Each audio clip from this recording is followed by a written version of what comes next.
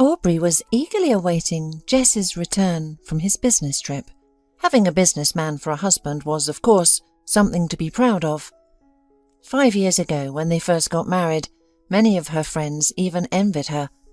With a husband like that, financial worries were a thing of the past, and Aubrey agreed with that, more or less. But on the other hand, she hadn't faced many problems before getting married either. Yes, she was just a schoolteacher with a modest salary, but it was enough for her. She had no housing issues either. She had inherited a small house in the suburbs from her parents. So she wasn't married for money, but for love. But now, 5 years later, she no longer felt as happy. Her husband's job involved frequent business trips, leaving Aubrey alone at home. To make matters worse, they still had no children. What kind of family is this? She often wondered. No children, a husband who's rarely home, and me sitting here alone. Why does he even need this business? He could work a normal job and everything would be so much simpler. And now, sitting at home, she found herself waiting for him again, anxiety gnawing at her, arousing some unpleasant suspicions, but Aubrey pushed them away. Why think the worst? Jessie wouldn't cheat on her. If he had found someone else, he would have just told her. He wouldn't live a double life. There was a knock at the door. Thinking it was her husband who had forgotten or lost his key, Aubrey eagerly rushed to open it. But it wasn't him. It was an older man she didn't recognize, caught in the storm. "Hello," he said. "Please don't get alarmed. I'm not a robber or a vagrant.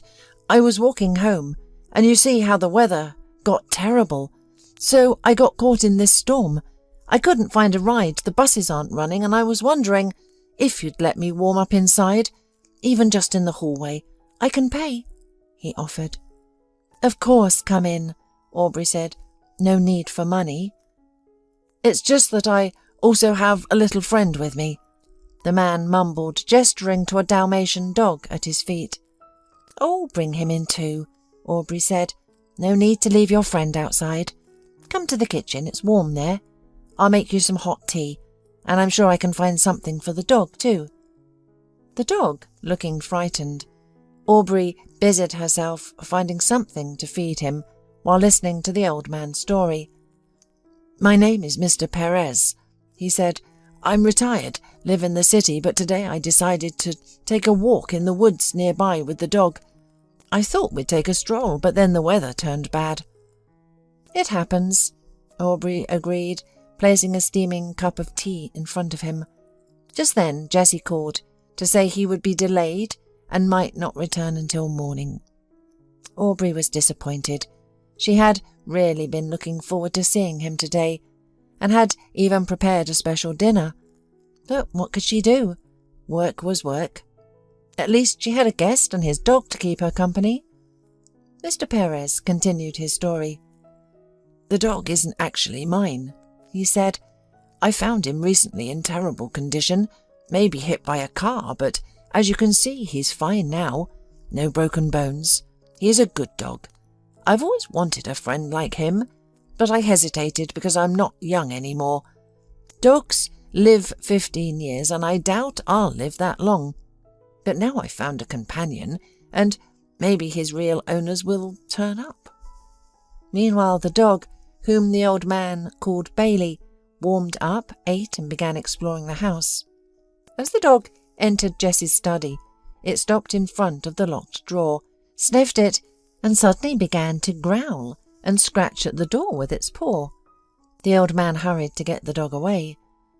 "I don't understand what got into him," he muttered. "What could he have sensed in there?" "It's only a drawer. My husband keeps his papers in there. I don't even know which ones." "My husband doesn't involve me in his affairs," Aubrey said. "Maybe he sensed something strange, but there's no food in there, of course." "Indeed, it's very unusual. This dog is intelligent. You can tell someone has trained him before. He knows how to give his paw and understands commands. He's quite well behaved." Meanwhile, the weather didn't improve, and Aubrey offered Mr. Perez and Bailey a place to stay for the night. In the morning, after feeding them breakfast, she saw them off, again assuring them they owed her nothing. "Thank you, dear, for your hospitality," the old man said, "and forgive us again for barging in on you like this." "Don't mention it," she replied. She returned home and continued to wait for her husband, wondering what could be in that locked drawer. Finally, she decided to ask Jessie, though she doubted he would tell her.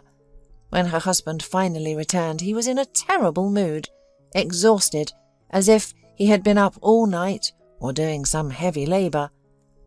The woman rushed to him with questions and hugs, but he brushed her off. "Not now, Aubrey, I'm exhausted. Can't you see I'm barely standing? My job is very demanding. I have the right to rest." "Okay. Do you want breakfast? I've prepared everything." "I'm not hungry," he replied.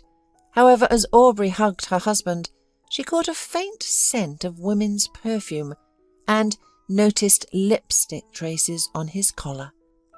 So, it is another woman, she thought, but decided not to start an argument right then. Jessie went to bed without eating or even having tea. Aubrey began tidying up the scattered clothes. Her husband had never been neat. As she shook out his jacket, a key fell out of the pocket. Aubrey picked it up and pondered. "He won't tell me, but maybe I have the right to check what's in there. I won't take anything, just open it and look. What if Jessie absent-mindedly locked something perishable in there?" She felt guilty snooping, but her curiosity and concern were stronger. Aubrey opened the drawer and looked inside. At first glance, there was nothing unusual, just stacks of papers and documents, which she had no intention of examining. But then she noticed something strange. A watch, apparently costly. She picked it up, turned it over, and saw an engraving on the back. "To my beloved Wayne, from his wife, on his 30th birthday." The name meant nothing to her, but why did her husband have these watches? Did he buy them? But why buy watches with a personal engraving? Did he find them? That would also be strange. "Well, did you find what you were looking for?" she heard behind her a mocking voice. "No, Jessie, I'm not spying. I was just curious. You see," she started to explain, but her husband cut her off. "I see. Who asked you to snoop in my business? My competitors? Were you looking for some documents? Which ones? Tell me." "No, I don't understand any of that, and I don't know your competitors," she said, frightened. "But where did you get these watches?" Jessie snatched the watches from her hand, put them back in the drawer and locked the door. "What I keep in there is none of your business," he snapped, "and I don't want to see you doing anything like this again, understand?" "This is ridiculous, having to hide everything from your own wife in your own home," Aubrey said, choking back tears. She had so many questions and so much to say, particularly about how their marriage seemed to be unravelling, but this wasn't the moment. She needed to prepare for work, so she brought the conversation to a close. "I'm sorry, Jessie. I promise I won't pry into your things again," she said, and headed to her work at school. At school, fresh challenges awaited her. A new student, Billy, had joined her 5th grade class, and the other students began bullying him from day one. They had no particular reason to dislike him. They simply sensed his vulnerability and started taunting him, provoking fights, and making his life miserable. Aubrey tried to defend the boy, urging her students to drop their cruel behaviour, but this morning she found Billy sitting alone, looking dejected again. She already knew from Billy's file that his mother had passed away when he was just 2 years old, and his father, a successful businessman, had remarried. And now his father was in the hospital in a coma after being attacked during a robbery. It was no wonder the boy was always depressed, and now he was also dealing with conflicts at school. As a result, he mostly talked to Aubrey, finding no one else he could connect with. During a break, they talked. "How are things at home?" Aubrey asked gently. "Any news about your dad?" "No change," Billy sighed. "And my dog is missing. You know, I had the most wonderful dog. My dad gave him to me when I turned 5. He was a pedigreed dog. Dalmatian, very smart and obedient. He knew all the commands. He couldn't have gotten lost on his own. I think someone must have lured him away, but I hope he finds his way back home." Aubrey suddenly remembered her guests from the night before and wondered if Bailey could be Billy's dog. She decided to visit Mr. Perez and asked him to come to the school the next day. Maybe the dog and the boy will recognize each other, she thought. That very day she went to the address the old man had left, and when he learned why Aubrey was looking for him, he promised to come with the dog to school. The dog was the first to recognize his young master, barking to greet him. "Comet!" Billy exclaimed, rushing to the dog. They recognized each other immediately. The boy cried tears of joy, and the dog licked his face with its big pink tongue. "So, his name is Comet," the old man smiled. "I called him Bailey, but he always looked at me like I was crazy. Like, what are you talking about? I'm not Bailey." Of course, Mr. Perez was upset, losing his recently founded companion, but there was nothing to do. Bailey had his legal master. He said his goodbyes and left, while Aubrey decided to walk Billy home. On the way, the boy opened up a little, sharing more about his situation. It turned out that he understood far more than most adults gave him credit for. "Ever since that awful Scarlett, my dad's second wife, showed up, we've had nothing but trouble at home," Billy said. "First, something happened to Comet, and then my dad was attacked. Maybe it was robbers. They probably took his money and the watch my mum gave him before she died." When Aubrey heard this, dark thoughts swirled in her mind again. The watch. She remembered seeing it in Jess's safe. Could Comet have been barking at the safe because he sensed his master's watch inside? She wondered. "What's your dad's name?" she asked Billy. "Wayne," the boy replied, and a chill ran down Aubrey's spine. She hadn't been mistaken. The watch belonged to the man who had been robbed. "But what does my husband have to do with any of this?" she thought, confused. "He couldn't possibly be involved in the robbery, could he?" Aubrey decided she needed to confront Jesse and get to the bottom of this. That evening she confronted him directly. "Jesse, I need to know about those watches. It seems they might be connected to someone. It seems they might be connected to something serious. I'm not accusing you of anything. Maybe you just bought them, but—" Jesse laughed dramatically, shaking his head. "My own wife suspects me of wrongdoing. Come, Aubrey, let me show you something." He led her to the drawer, opened it, and said, "Where are these watches? Show me, because I don't see them." Aubrey peered inside, and indeed they were gone. Something was definitely off. Jesse had clearly hidden them, treating them as evidence. "But they were there, I saw them," she insisted. "What did you see?" "These were my watches. I must have left them out. And there's no engraving on them. You must have seen these, but your mind painted a different picture. You need help, Aubrey, before it's too late." But Aubrey was completely sure of what she had seen, although she couldn't prove it. After that incident, she began to fear Jesse, realizing he was capable of anything. As for Billy, she formed a genuine friendship with him. In class, he was no longer teased and was even treated with respect.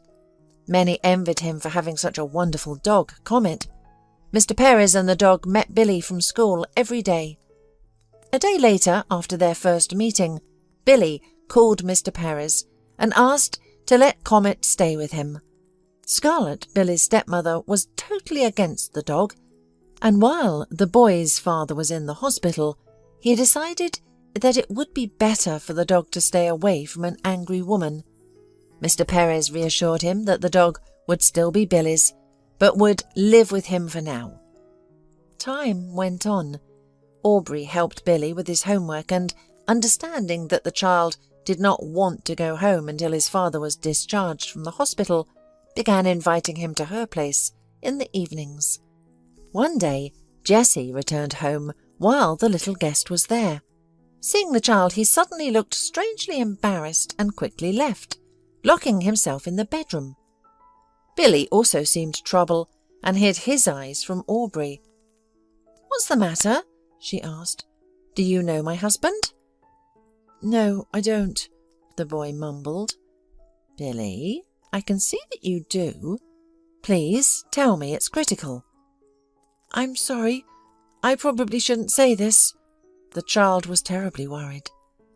"I don't know your husband's name, but I just saw him at our house a few times. He comes to see Scarlett sometimes. I don't know why, but that's not bad, right?" "Of course not," Aubrey sighed. "In any case, it has nothing to do with you. It's our adult business." And leaving Billy to do his homework, she went into her husband's study.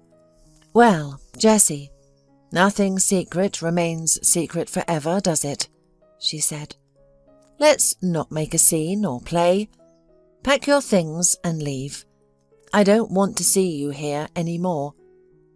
"I'm not going anywhere," he shouted indignantly. "You have no right to kick me out. I'm your lawful husband." In his outrage, he was ready to raise his hand to her, but he didn't get the chance. The thing was that the couple, absorbed in their argument, didn't hear the doorbell ring, and Billy opened it to let Mr. Perez and Comet in. And at that very moment, Mr. Perez looked into the study with Comet. Seeing Jessie, the dog fiercely lunged at him, and the man, to avoid serious trouble, had to retreat. Billy, who had been watching all this, exclaimed, "It's all clear now. If Comet could talk, he would say everything. But even without words, it's clear. Scarlett and this man tried to get rid of my dog, and they took Comet somewhere, maybe even beat him." "Don't worry, no one will hurt you now. I'm going to the police right now," Aubrey said decisively. At the police station, she told about seeing the watches of Billy's father in Jessie's drawer. Jessie was finally caught and couldn't evade the consequences. It turned out this wasn't his first offence, that he had been using his supposed business as a front for his criminal activities. He was a thief, and the police had been after him for quite some time. During the interrogation, it turned out that it was Scarlett who had directed Jessie to her husband by paying him. Moreover, she was counting on a lethal outcome to become a widow, but instead she, like Jessie, was now awaiting trial in custody. A few days later, Billy arrived at school with a broad smile. "Mrs. Parker, guess what? My dad woke up. They called me this morning." "What nice news," Aubrey replied, and offered to come with him to the hospital. Wayne had indeed regained consciousness and, according to the doctors, was expected to make a full recovery soon. They were allowed to visit him, and he was now fully alert. Billy rushed to embrace his father, overjoyed to have him back. "How could I not come back when you need me?" Wayne smiled, ruffling his son's hair. "Dad, this is my teacher. She'll tell you later how she solved the real crime, the attack on you, with Comet's help." "Thank you so much," Wayne said to Aubrey with a smile of gratitude. Soon he was discharged from the hospital. Aubrey's friendship with Billy didn't end there. In fact, she soon became his mother in every sense of the word. After Aubrey and Wayne finalized their divorces, they got married. Mr. Perez didn't disappear from their lives either. He became like a grandfather to Billy.